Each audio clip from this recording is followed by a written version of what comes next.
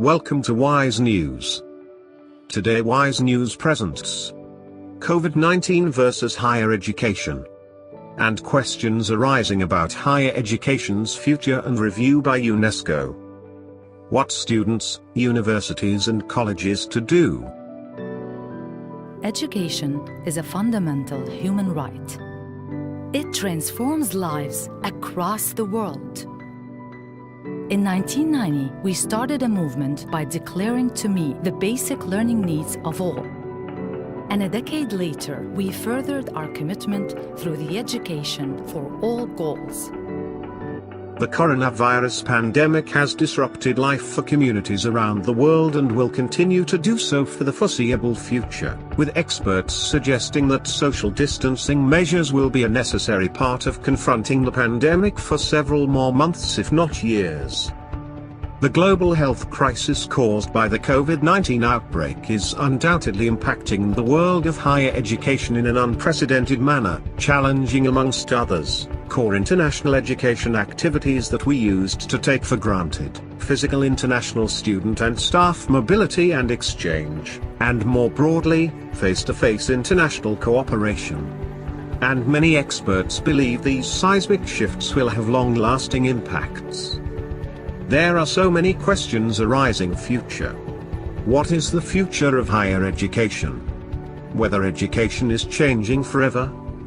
Is it a life-changing movement? Do you want to go to campus for taking the admission? Why to go behind useless degrees? Is it the time for education reform? According to data released today by UNESCO, the crisis is now impacting close to 363 million learners worldwide, from the pre-primary to tertiary level, including 57.8 million students in higher education. 1 in 5 students worldwide is staying away from school due to the COVID-19 crisis, and an additional 1 in 4 is being kept out of higher education establishments. Impact on education.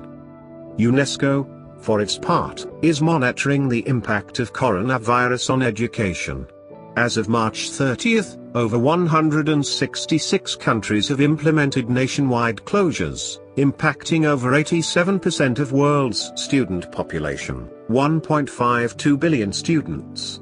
In addition, nearly 60.2 million teachers are no longer in the classroom. There is an urgent need for governments and institutions to plan appropriate measures to protect citizens' health, avoiding the violation of the right to education, in those countries where the epidemic is beginning to appear.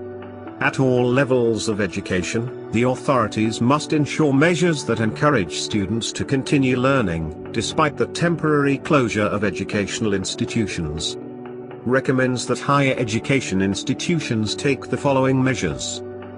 Prepare an institutional contingency plan anticipating the possibility that the institution should close its doors, including the use of the online learning platform, or the virtual campus, to continue facilitating student learning at distance.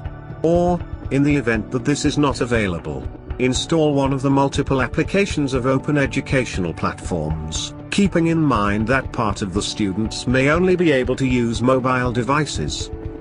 In addition to monitoring the impact of COVID-19 on education, UNESCO has published a curated list of freely accessible learning applications and platforms for use by parents, teachers and learners, as well as school systems.